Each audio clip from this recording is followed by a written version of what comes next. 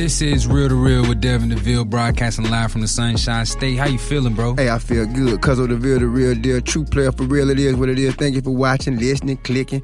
30 minutes plus a straight drop, straight drip, bro. What up? Every single time, man. This is real raw reality. Don't get it twisted, dog. Don't ever get it twisted, all right? Believe that. We got a whole lot of things to talk about. We got hot topics. We got a top 5 for you. So y'all stay tuned in. We talking about some real good ish. Yeah. Now, I want to start off talking about hot topics, and I want to talk about Trick Daddy. That's your boy, too. Yeah. That's your man's, right? Me and Double D go way back. We go back. Basically, it was reported that Trick Daddy Dollars ain't really got that much dollars in his bank account. He reportedly filed for bankruptcy again. This is about his third time filing for bankruptcy. He apparently has $0 in his checking account and owes over $800,000 to some creditors. I would let me chalk that up, man. Again, he's a certified street player. You know what I'm saying? I agree. You know what I'm saying? So again, you don't keep.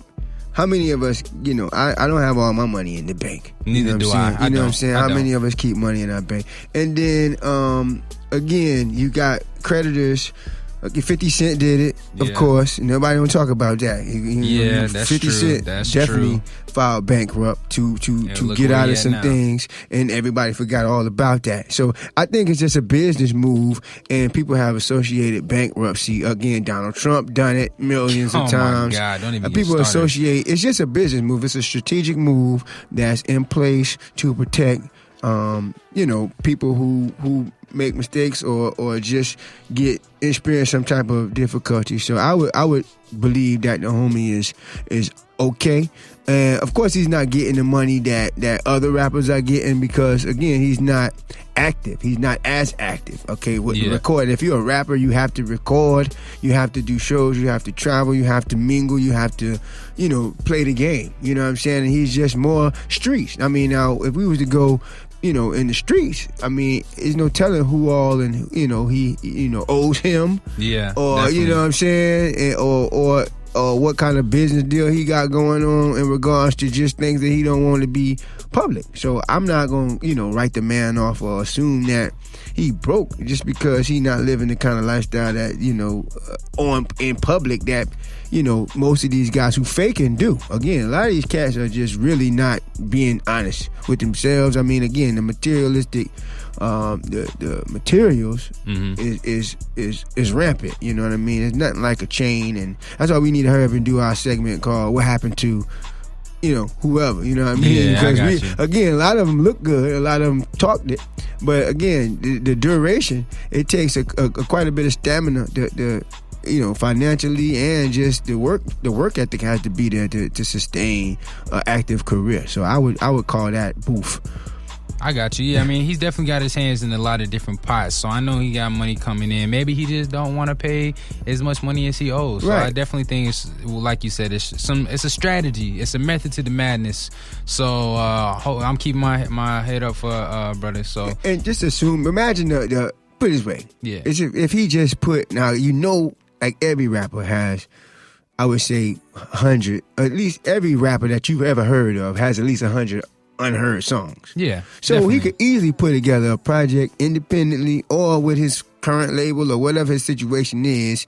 Again, it's just, and only do 10, 20,000 copies. Yeah. That still is going to net the money that, you know what I'm saying, that could probably pay off whatever is said to be owed. Again, he could probably release some projects that people he has a fan base. Yeah. Okay, no, and he could probably do a small tour that could pay all that off. I would just chalk all that as nonsense and just, again, it's probably a business move, man. But again, I've been down with the homie for a long time, man. He always showed me love, man. He probably be in Jacksonville pretty soon. Probably. I mean, of course, I wouldn't talk about that, but I think about everybody he traveled with, all the people that he got to hold up, the cars, the maintenance. Again, you can't just keep all your business out there. I think they just comparing him to other rappers and their flamboyance. I agree, and this, like I said earlier, this is the third time. Well, this is actually the fourth time he's filed for it. He filed for it back in August, and it still is pending. Each time he's been declined, so it'll probably be more of the same this time around. But I definitely see what you're saying with that. So hopefully, everything with that situation works itself out. We keeping our head up for Trick Daddy on that. Another hot topic. A couple years ago, Gucci Mane was on the Breakfast Club, and he was being interviewed, and a topic of discussion was the fact that Gucci alleged that Angela Yee wanted to have sex with him. Right, I remember back that. in the day. I remember that. It was just, it happened kind of subtle, and then it kind of took Angela by surprise. Yeah, but Gucci did not. He didn't back down. He was like, "Yeah, you know what I'm saying?" And I think that's easy to. That's kind of easy to happen because it's hard to read women. You know what I mean? As far as and a lot of things that they do kind of gives off that you can get it type of vibe. Yeah. So he could have easily misread that. But so what you saying is something spawned up out of that. Well, yeah. So that Angela, as soon as that was brought up in the interview, she immediately denied it, and then accusations of and rumors started that he would be banned from the show. Okay. In the meantime, I've seen videos pop up of an old interview with Angela Yee before she was on the Breakfast Club and Gucci before he lost the weight. And it did seem like she was trying to holler at him, asking him what hotel he was at and da-da-da. So I don't think he was lying. I think she was either didn't recall it correctly or just didn't want to get have that be the topic of the interview. You know what I'm saying? Right. So she just immediately denied it. That was probably, and again, that's easy to misinterpret it. I mean, to misinterpret from a male's point of view, because you start asking about my room as a man, I'm like, you may be perhaps interested in coming. Yeah, but I agree. as a woman, they just want to be nosy and want to know where your room at, so That's they can fair. kind of just, especially with her being in the business, she want to seem like, Gucci. We might be in the same hotel, something like that. So, I got you. And she want to just be in the know. Yeah. And I can see how that can get misunderstood. But again, that's so let's talk about how did Envy get? I mean, what's the deal with Envy? So Envy, to my understanding, is just he kind of back. I think that's kind of where he probably should have. I mean, I don't think he's wrong. And Charlamagne's a dickhead, so I didn't expect him. Oh, you think Charlamagne's a dick? Charlamagne's a dickhead. I like Charlamagne. He's entertaining. Don't get me wrong. He's a dickhead. You got to give me some basis on that. What do you mean by that? Just some of the things I never met says. him. That's one person I never met. Even though I know Duval like that. Really? I never met. And they're Charlamagne. pretty tight too. They're real tight. Yeah, you know what I'm saying? Actually, the kind of relationship I used to have with Duval, it's kind of like how him and Charlamagne, because I've been in radio before Charlamagne. You know what I'm saying? Okay. But it was just I'm just wondering how you feel like he's a dickhead, because I like some of his antics. I definitely think he's justified in a lot of the things he said, but I think he goes on and just tries to make it into a clowning situation. Like if you go on to a show and you're trying to get interviewed about your album and shit like that, you don't go in there to get clowned and made fun of. You know what I'm saying? Right. You're talking about your business. You know what I'm saying? Because you taking time out of your day where you could have been getting paid or gone to another show, and you come on and get clowned. Like he's made people like not Young Ma, the girl that looked like Bow Wow. Lil Ma. Lil Ma. Yeah, I was close. Young Ma, Lil Ma. But Lil Ma, he made her cry on the show. Yeah, I mean, I've seen and heard about that. I just wanted to know. I don't support either way. I mean, because again, I can only imagine what people say about me. I got you. And he's entertaining. I don't want to make it seem like I don't like Charlamagne. I just think he's a dickhead. You can like somebody and still think that they're a dickhead. You know what I mean?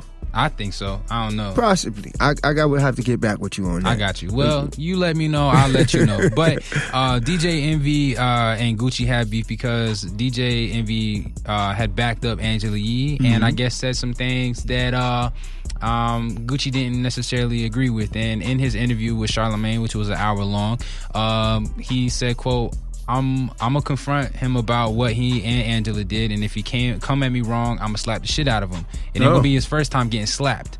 So you can see that it's not just a beef. And he called him the P word. Yeah, he called him he said DJ Envy is a P and so he. Wow. Yeah. I can imagine. See, that's the thing about this business, man. It's like you gotta report and you kind of have to maintain these relationships. You gotta have an opinion. You kind of gotta move.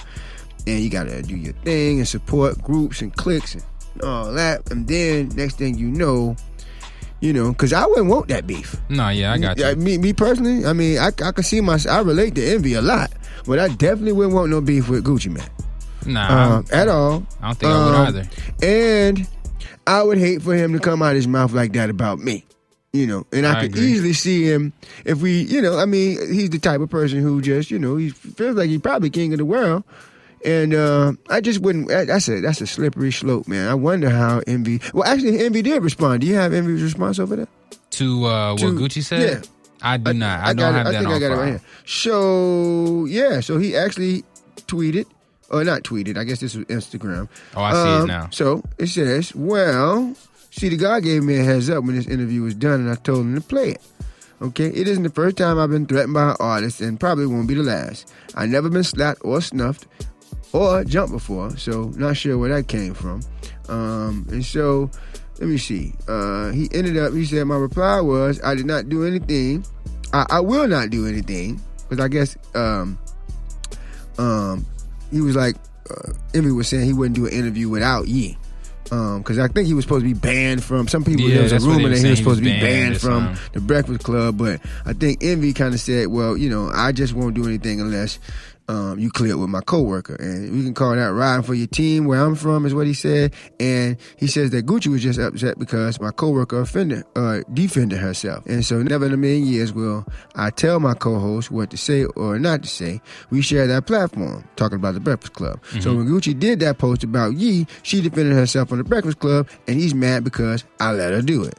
And it says, I have never ran from a conversation in my life. My kids are good. My wife is great. And my dog is excellent. Anyway, I heard some lies and wanted to address it. Back to enjoying Paris. Mm-hmm. So, again, I would not want that beef. Because, again, we heard that Gucci said when he see him, he going to ask him. He said, hey, you got a problem with me? You got something you want to say to me? And I really believe him when he said he'll slap him. I do, too. And I really would hate to be in that situation, man. Yeah.